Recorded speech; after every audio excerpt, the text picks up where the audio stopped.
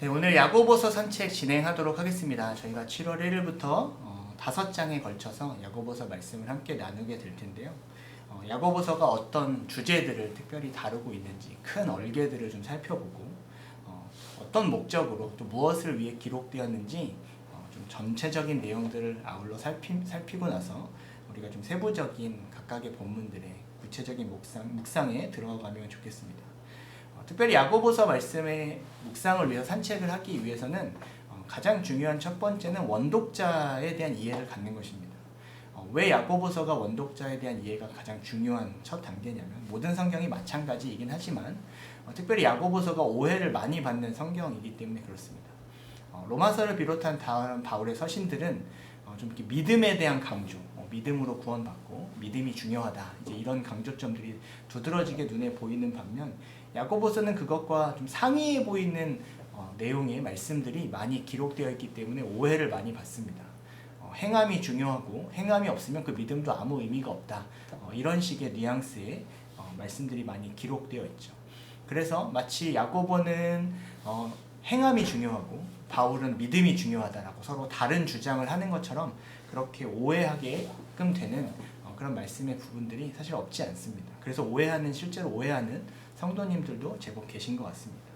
그래서 야고보서가 어떤 독자들을 향해 어떤 목적으로 기록되는지를 먼저 살펴야 이런 취지로 또 이러한 목적 때문에 이렇게 기록이 되어 있구나라는 것을 더 잘 이해하고 또 묵상을 할 수 있게 되는 것입니다. 야고보서 1장 1절 말씀을 한번 보시겠습니까?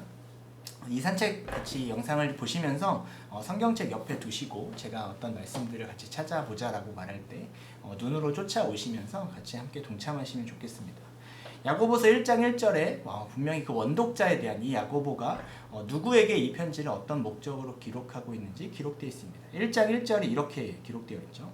하나님과 주 예수 그리스도의 종 야고보는 흩어져 있는 12지파에게 문안하노라. 지금 흩어져 있다는 것이 첫 번째로 중요하고요. 12지파에게 이 편지를, 이 권면을 쓰고 있다는 말이 두 번째로 중요합니다. 흩어져 있는 12지파라는 이 맥락이 성경에 분명히 그 배경이 기록되어 있습니다. 사도행전 8장 1절에 가보면 사울이 그가 죽임당함을 마땅히 여기더라. 그러니까 사울의 핍박이 그 초대교회 성도들 예수님 믿기로 결정한 유대인들에 대한 핍박이 극심해지기 시작했던 그때 그날에 예루살렘에 있는 교회에 큰 박해가 있었다라고 사도행전 8장 1절이 기록합니다. 그리고 사도 외에는 다 유대와 사마리아 모든 땅으로 흩어졌다라고 사도행전이 기록하고 있죠. 그때 자신의 신앙을 지키기 위해서 유대인들이었습니다. 유대인들이 예수님을 믿고 그리스도인이 된 것이죠. 예수님이 그리스도시고 메시아이신 것을 믿고 받아들인 그때 초대교회 성도들이 다른 유대교의 핍박이 이제 막 몰아붙이기 시작할 때 그 핍박을 피해서 그 핍박을 이기지 못했다고 하면 비겁하게 도망쳤다라고 생각하실 수 있겠지만 오히려 신앙을 지키기 위해서 그 신앙이 너무나 중요해서 자신들의 가족이나 생업이나 그런 것들을 다 버려두고 흩어지기를 선택한 초대교회, 특별히 예루살렘과 이스라엘 성도들이 있었다는 것이죠. 그들이 흩어져 있는 12지파가 된 것입니다. 유대인이고요, 그리스도인이고 신실한 자들이었습니다. 그들이 나중에 각 지역에 흩어져서 바울이 이제 그 전도 여행을 지금은 사도행전 8장은 사울의 핍박이 이제 본격적으로 시작되는 본문이면 나중엔 그 사울이 이방인의 사도가 되죠. 그 이방인의 사도가 돼서 아이러니하게도 그 교회들을 개척할 때는 그 흩어져 있었던 유대인들이 그들의 회당을 이루는 그곳에 가서 복음을 전하고 나중에 그곳에 교회가 세워지면 그들이 교사가 되고 교회 지도자가 되는 역사가 일어납니다. 하나님의 역사의 아이러니가 아닐 수 없죠.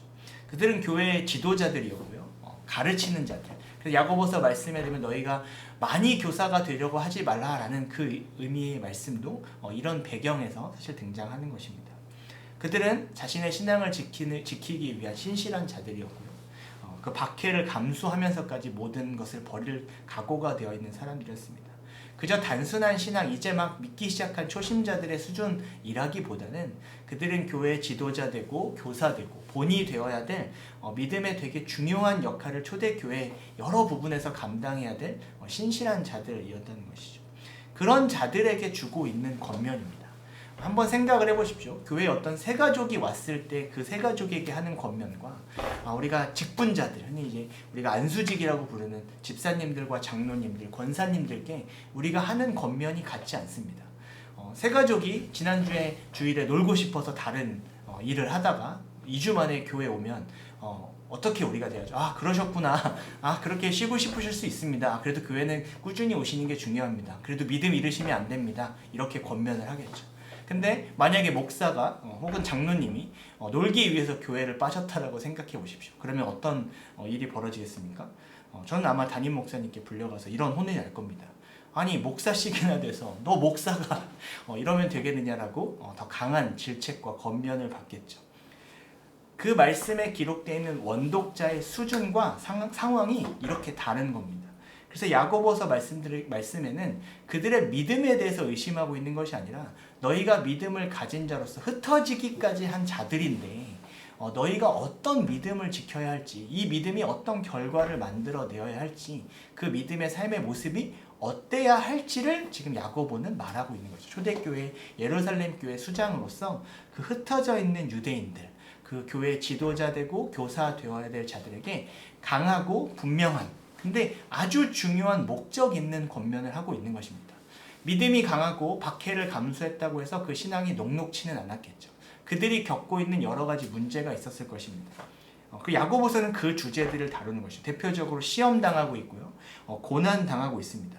그리고 그들이 믿음을 분명히 가지고 시작했는데 어떤 그 행함이 점점 사라져가는 그 믿음의 연약한 모습을 보이기도 하고요. 그들의 말과 행동이 문제가 되는 것입니다. 또 그들이 어떤 다툼과 싸움의 문제를 겪고요. 그들은 생업을 또 해야 할 이방의 땅 흩어져서 먹고 살아야 될 문제들이 있었기 때문에 실제로 그런 재정과 돈에 관련된 문제들도 그들이 다 직면했던 것이죠.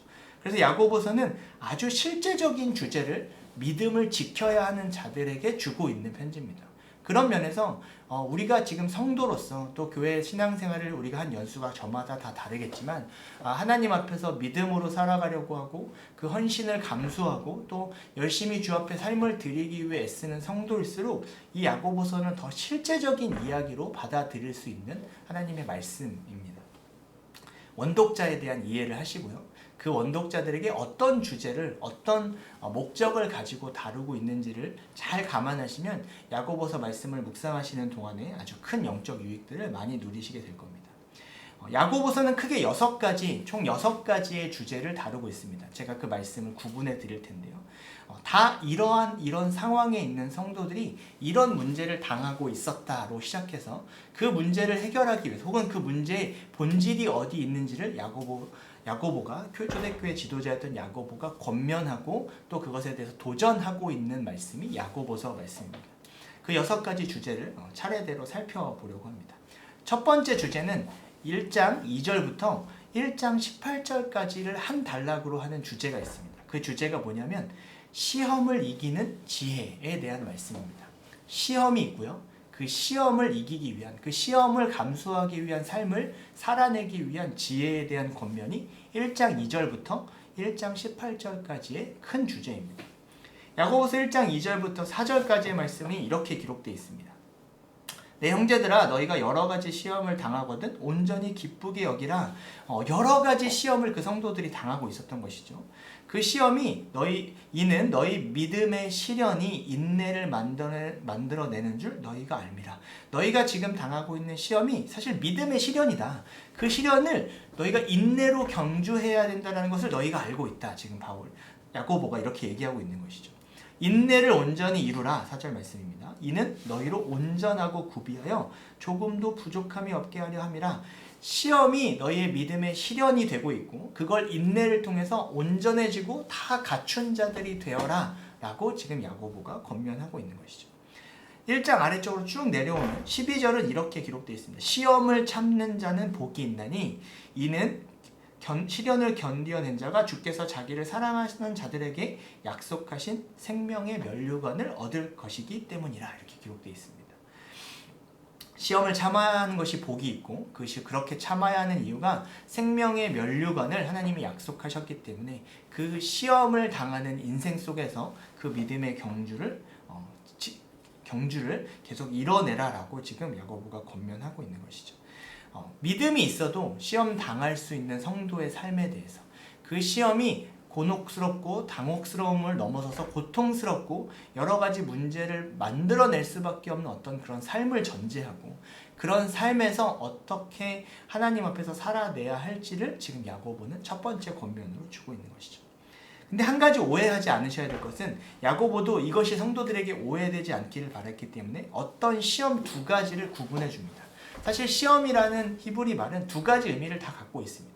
하나는 어떤 훈련, 트레이닝이나 테스트에 가까운 시험이 있고요.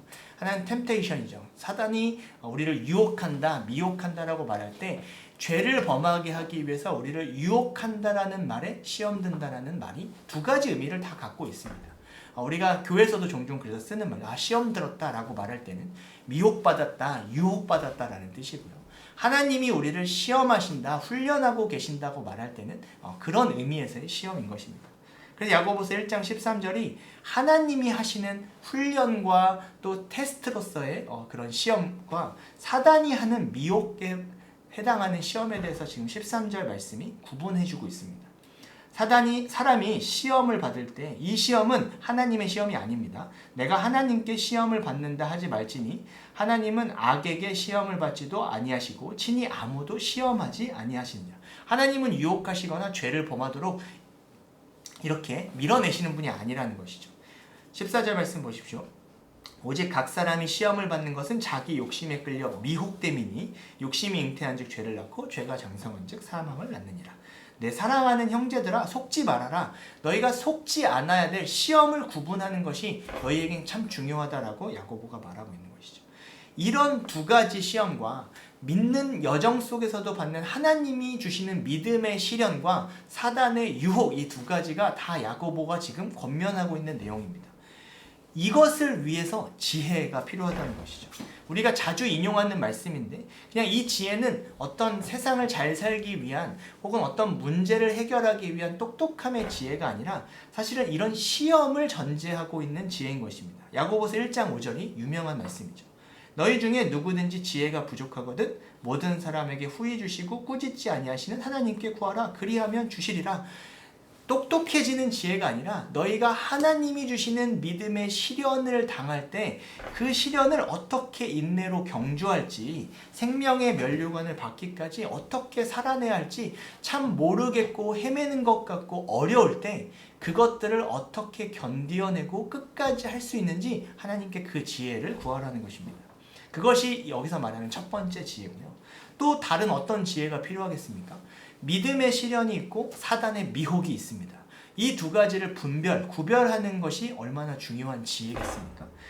내가 욕심에 이끌려 또 죄가 나를 장성하게 사망에 이끌게 하는 그 경로로 나를 이끌어내는 사단의 미혹에 빠지지 않고 하나님이 주신 믿음의 시련은 담대히 이겨내는 그런 유혹과 훈련을 분별하는 지혜가 너에게 성도에게 너무나 필요하고 중요하다.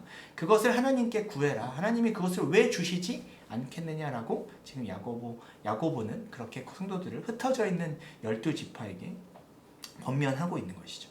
시험이 존재하고요. 그 시험은 믿음의 시련이기도 하고 또 사단의 미혹일 수 있습니다. 그것을 어느 쪽이든 살아내기 위한 하나님의 지혜가 필요하다라고 야고보는 성도들을 권면하고 있는 것이죠. 첫 번째 주제는 시험과 지혜입니다. 그리고 그 시험을 이기는 지혜가 첫 번째 야고보서의 주제인 것이죠. 두 번째 주제는 행하는 믿음과 참된 경건에 관한 것입니다. 행하는 믿음과 참된 경건. 1장 19절부터 2장 26절까지가 한 단락을 이루고 있는데요.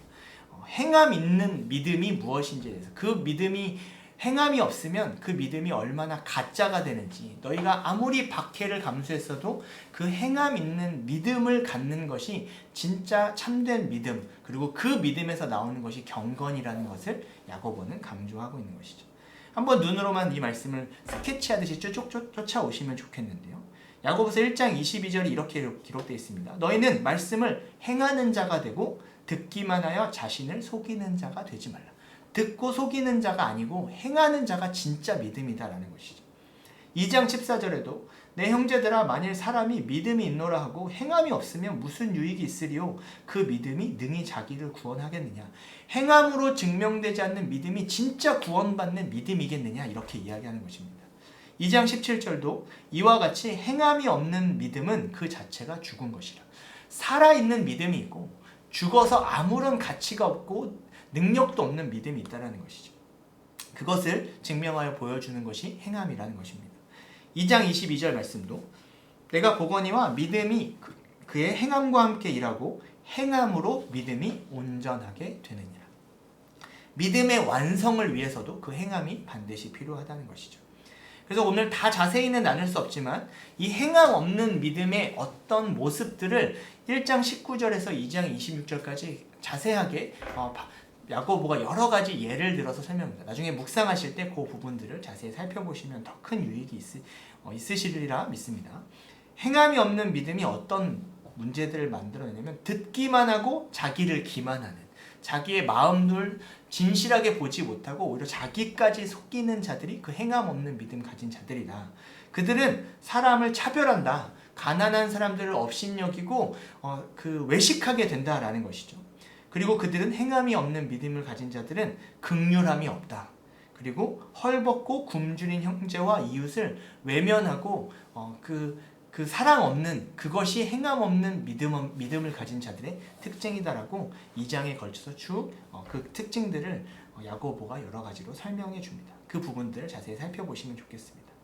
그래서 그 행함 있는 믿음이 진짜 경건을 만들어낸다. 하나님 앞에서 하나님이 받으실 만한 그 경건의 모습에 대해서 야고보가 어떻게 이야기합니까? 1장 27절 말씀이 그것입니다. 1장 27절 말씀. 하나님 아버지 앞에서 정결하고 더러움이 없는 경건은 곧 고아와 과부를 그 환난 중에 돌보고 또 자기를 지켜 세속에 물들지 아니하는 그것이니라.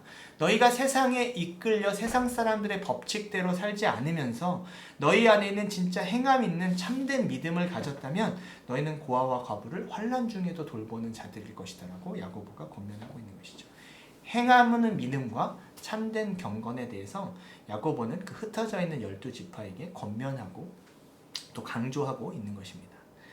세 번째 주제로 넘어가겠습니다. 세 번째 주제는 참 재밌게도 다른 여타의 성경에 자세히 기록되어 있지 않은, 그러나 야고보에 의해서는 아주 중요하게 다뤄보는 특별한 주제이기도 하는데요. 입술의 말에 대한 것입니다. 3장 전체가 이 말에 대한 주제로 기록되어 있습니다. 근데 이 말씀을 자세히 이해하시려면 이 흩어져 있는 12지파, 유대인들이죠. 유대인들이 이 말에 대해서 갖고 있었던 관념을 좀 이해하실 필요가 있습니다. 예수님이 하셨던 말씀을 우리가 찾아보면 유대인들이 이 말에 대해서 어떤 생각을 가지고 있었는지, 그들의 관념과 세계관이 무엇이었는지 이해할 수 있는데요. 마태복음 15장 11절에 가보면 15장 전체에서 예수님께서 외식하는 자들을 비난하시면서 또 제자들을 가르치시면서 이 말에 대한 중요한 개념을, 관념을 설명하고 계시는 본문이 있습니다. 마태복음 15장 11절이죠. 입으로 들어가는 것이 사람을 더럽게 하는 것이 아니라 입에서 나오는 그것이 사람을 더럽게 하느니라. 쭉 내려가서 15장 18절부터 20절 말씀도 같은 말씀의 맥락에 이야기를 하고 계십니다.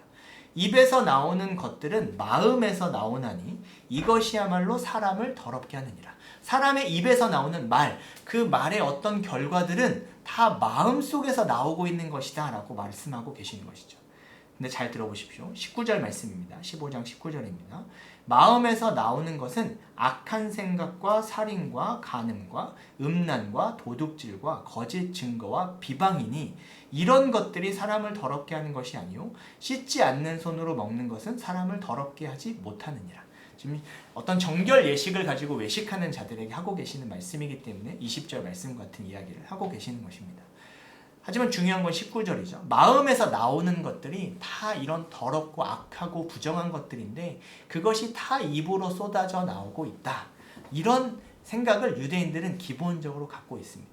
그래서 그 입술의 나온 말이 결과로서 중요한 것이고 더 중요한 것은 그 마음속에 무엇이 채워져 있는지는 그 입술을 보면 다 안다라고 말하고 있는 것이죠. 입에서 나오는 것은 마음에서 나오는 것입니다. 사람의 마음에 무엇이 있든지 그것이 결국 입술을 통해서 나타난다.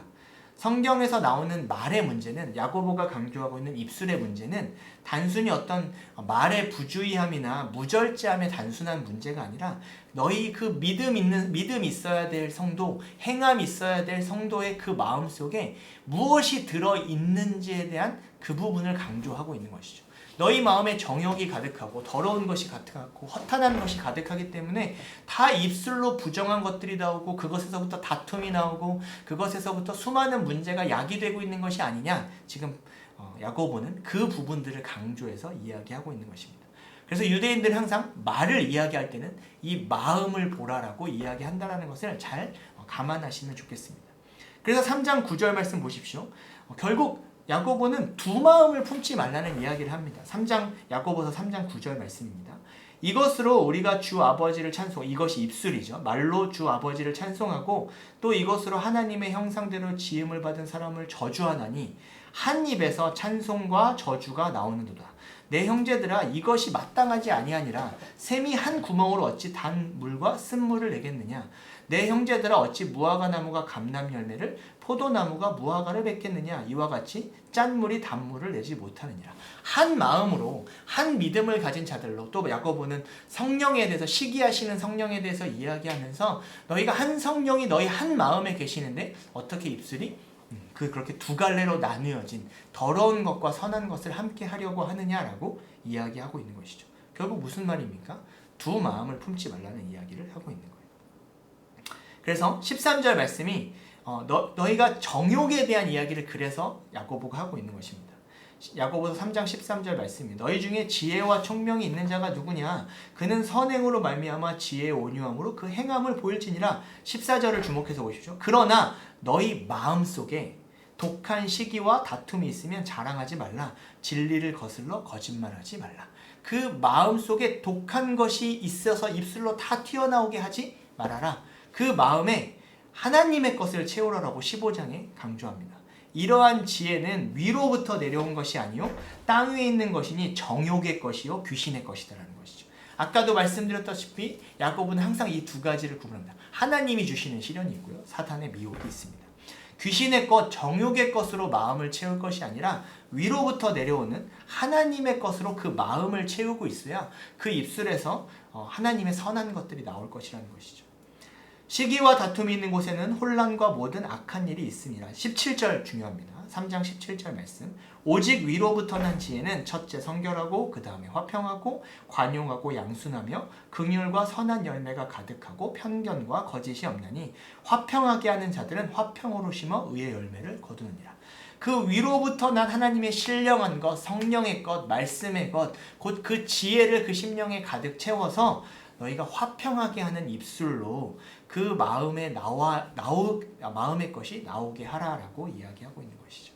그 입술에 대한 겉면이 그 마음을 이야기하고 그 마음의 결과로 입술의 열매에 대해서 지금 야고보가 겉면하고 있는 것입니다. 그것이 세 번째 야고보서의 주제입니다. 네 번째 주제는 다툼에 관한 것입니다. 싸움이라는 것이죠. 그들이 흩어져서도 또 유대인들끼리 한 공동체를 이루고 또 성도들의 모임인 그 교회에 지도자와 교사가 된 자들인데 그 신실한 자들, 박해를 감수하고 이렇게 믿음의 씨름을 싸워내고 있는 성도들에게도 다툼이 있었다는 것입니다. 야고보가 권면하고 있는 이 교회들뿐 아니라 거의 초대교회 모든 교회도 이 다툼의 문제는 사실은 항상 어디나 있는 교회의 문제였죠. 야고보서 4장 1절부터 3절까지 말씀 보십시오. 너희 중에 다툼이 어디로부터 나느냐? 다툼의 기원에 대해서 이야기하고 있습니다. 너희 지체 중에서 싸우는 정욕으로부터 난 것이 아니라 난 것이 아니냐? 너희 안에 하나님이 주신 신령한 것, 그 지혜와 믿음의 신령한 것이 아니라 너희가 정욕으로 또 휩싸여 있으니 그것에서부터 또 성도들 사이에 교회 안에 다툼이 나는 것이 아니냐? 2절 말씀 보십시오. 너희는 욕심을 내어도 얻지 못하고 있다. 욕심 때문이라는 것입니다. 시기하여도 능히 취하지 못하고 있다. 시기 때문이라는 것이죠. 다투고 싸우는도다. 너희가 얻지 못함은 구하지 아니하기 때문이야. 해결 방법도 이야기하고 있는데요. 너희가 얻고 싶은 것을 충분히 이해하는데 그 얻어야 될 것이 서로에게서 얻어내고자 하는 그 정욕이, 그 시기가 이 다툼의 문제다라고 이야기하고 있는 것이죠. 그러나 어디서부터 얻어내야 될지를 바로 방향을 잡으라라고 야고보는 이야기합니다. 구하여도 받지 못하면 정욕대로 쓰려고 잘못 구하기 때문이라. 이게 무슨 말입니까? 너희가 하나님께 구하고 하나님께 받아야 될 것을 성도를 시기함으로 정욕으로 그것을 얻어내려고 서로 싸움이 생기는 것이 아니냐. 너희는 하나님께 받아야 될 자들이지 서로 뺏어야 될 자들이 아니다라는 것이죠. 근데 너희가 구하여도 받지 못하는 이유는 하나님이 너희가 옳은 것으로 또 아름다운 것으로 필요한 바른 목적대로 구하였다면 주셨을 텐데 너희가 정욕대로 쓰려고 잘못 구하였기 때문에 구하여도 받지 못하기 때문에 결국 너희가 얻지 못한 그것을 정욕대로 시기하고 다퉈서 문제를 만들고 있다라고 지금 야고보는 말하고 있는 것이죠. 그래서 싸움의 해결이 무엇이냐면 이 다툼의 근원을 해결하는 방법을 야고보는 이렇게 얘기합니다. 하나님을 가까이 하라. 그리고 그에게 구하고 받으라 라고 이야기합니다. 야고보서 4장 6절부터 8절까지 말씀이 그런 의미에서 기록되어 있는 말씀입니다. 그러나 더욱 큰 은혜를 주시나니 그러므로 일렀으되 하나님이 교만한 자를 물리치시고 겸손한 자에게 은혜를 주신다 하였느니라. 그런즉 너희는 하나님께 복종할지어다. 너희가 마귀에게 복종하지 말아라. 하나님께 복종하고 있으면 받을 수 있다라는 것이죠. 마귀를 대적하라. 그리하면 너희를 피하리라. 하나님을 가까이 하라. 그리하면 너희를 가까이 하시리라. 너희가 하나님께로부터 멀어지고 정욕과 가까워지고 사단과 가까워지니 너희에게 수많은 다툼과 문제가 발생하는 것이 아니냐. 이렇게 지금 야고보는 이야기하고 있는 것이죠. 죄인들아 손을 깨끗이 하라. 두 마음에 대한 이야기를 하시는데 두 마음을 품은 자들아 마음을 성결하게 하라. 하나님을 향해 주신 신령한 마음으로 하나님이 구하면 주실 것을 구하여 받아내라 라고 지금 야고보는 이야기하고 있는 것이죠. 그게 싸움에 대한 주제와 하나님 가까이 하는 것으로 해결하라고 말하는 야고보서 4장 전반부가 이 주제로 야고보의 말씀이 기록되어 있습니다. 다섯 번째 주제는 굉장히 실제적인 주제입니다. 돈에 관한 것입니다. 먹고 살아야 하는 것에 관련된 문제죠. 4장 13절이 참 재밌는 말씀이 기록되어 있는데요.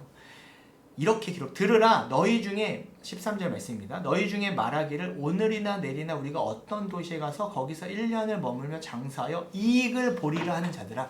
먹고 살아야 하는 건 실제적인 문제인데 그 먹고 사는 정도의 고민의 문제가 아니라 이익을 취하고 싶어하는 그 이익이 목적이 돼버린 그 흩어져 있는 성도들이 있었다라는 것입니다.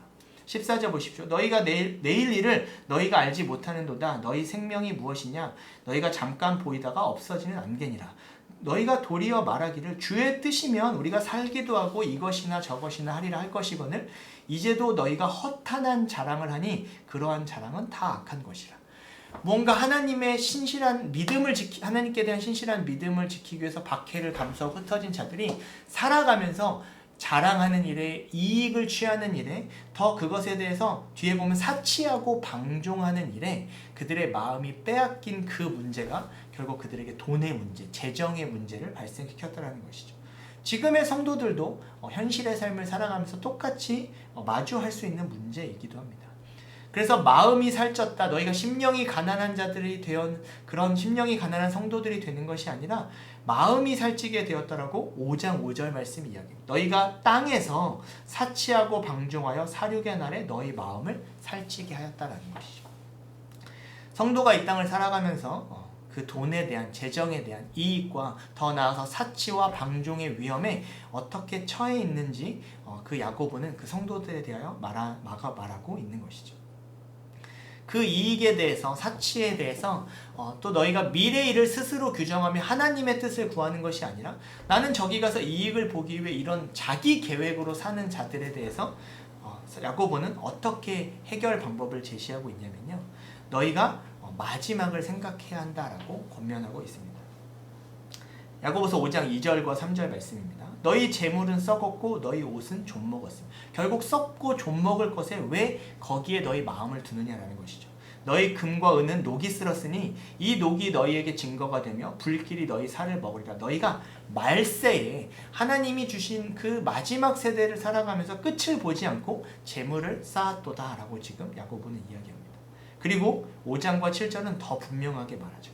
그러므로 형제들아 주께서 강림하시기까지 길이 참아. 주의 강림이 가까우니라 라는 말은 그 초대교회 성도들에게, 특별히 흩어져 있는 12지파에게는 아주 중요한 권면이었습니다. 너희가 마지막을 보면서 이겨야 할 것들이 있다는 것이죠. 보라, 농부가 땅에서 나는 귀한 열매를 바라고 길이 참아 이른 비와 늦은 비를 기다리나니 너희도 길이 참아 마음을 살찌우게 하지 말고, 그 마음을 갈라 두 갈래가 되게 하지 말고 그 마음을 굳건하게 하라. 주의 강림이 가까우니라. 이렇게 주의 강림을 기다리면서 너희가 이익과 사치와 방종으로 마음이 살찌게 되는 삶으로 가지 마라라고 야고보는 권면하고 있는 것입니다. 마지막은 5장 12절부터 마지막, 그 야고보서의 마지막 결론은 기도에 대한 것입니다. 왜 이 기도에 대한 것이 야고보서의 마지막 주제인지를 아는 것이 야고보서 전체의 주제와 또 성도들을 향한 가장 중요한 권면을 이해하는 핵심적인 주제이기도 합니다. 야고보서 5장 13절부터 18절까지 계속 기도에 대한 권면. 고난을 당하는 자가 있느냐? 처음 시작이 믿음의 시련이었죠. 그 고난을 당하는 자가 있느냐? 그가 기도할 것이요. 즐거워하는 자가 그때는 찬송할 것입니다. 병들고 또 필요한 간구를 해야 될 수많은 내용들에 대해서 야고보는 계속 이렇게 기도를 권면합니다. 너희 중에 병든 자가 있느냐? 너희 교회 장로들을 청할 것이요 그들이 주의 이름으로 기름을 바르며 그들을 위하여 기도할지니라. 믿음의 기도는 병든 자를 구원하니 주께서 그를 일으키시리라. 혹 죄를 범하였을지라도 사하심을 받으리라. 그러므로 너희 죄를 서로 고백하며 병을 낫기를 위하여 서로 기도하라. 의인의 간구는 기도 역사하는 힘이 큼이라. 그 병든 문제부터 믿음의 시련으로부터 또 필요를 채우기까지 결국 하나님 앞에서 성도가 여러 가지 말의 문제, 행함 없는 믿음의 문제, 또 여러 가지 다툼의 문제, 사치와 방종의 문제, 이 모든 것들을 이기는 가장 중요한 결론으로 야고보는 무엇을 권면하고 있는 것입니까? 기도의 삶에 대해서 이야기하고 있는 것이죠. 엘리야도 그랬고 수많은 믿음의 선진들이 그 기도의 능력으로 그 주어진 주께서 강림하실 때까지의 삶을 살아냈다라고 이야기하고 있는 것입니다. 그것이 야고보서의 마지막 주제인 기도라는 것이죠. 총 6가지의 주제를 아주 현실적인 성도들의 실제적인 삶, 게다가 많은 어려움과 문제가 산적한 성도들의 삶을 향하여 그 믿음의 경주를 끝까지 경주하게 하기 위한 권면으로 야고보서가 이렇게 기록되어 있는 것입니다. 우리가 야고보서 말씀을 묵상하면서 우리 각자의 현실의 삶의 문제를 가져와서 이런 문제가 내게도 있지, 이런 고민이, 이런 어떤 하나님이 주시는 시련들이 또 시험들이 내게 있지라는 것을 생각하시면서 야고보서를 묵상하시면 참 큰 유익이 있을 것입니다. 그리고 야고보 사도가 교회 지도자인 야고보가 그 성도들을 권면했던 그 방식대로 솔루션들이죠. 이런 방법으로, 이런 진리의 능력으로, 또 이런 기도의 실제적인 능력으로 우리가 이 믿음의 경주를 이겨나가는 것이구나, 끝까지 주께서 강림하실 때까지 가야 하는 것이구나 라는 것을 우리가 야고보서 말씀을 묵상하는 기간 동안 하나님이 우리에게 깨닫게 하시고 알게 하실 것입니다. 야고보서 말씀을 통해 큰 은혜와 유익을 누리시는 우리 성도님들 되셨으면 좋겠습니다. 그리고 이 야고보서 말씀을 다시 이 큰 얼개와 또 원독자를 생각하시면서 구체적으로 자세한 말씀의 한 절 한 절, 한 단어 묵상하시는 우리 성도님들 되시기를 축복합니다. 야고보서 산책 이상으로 마무리하도록 하겠습니다. 감사합니다.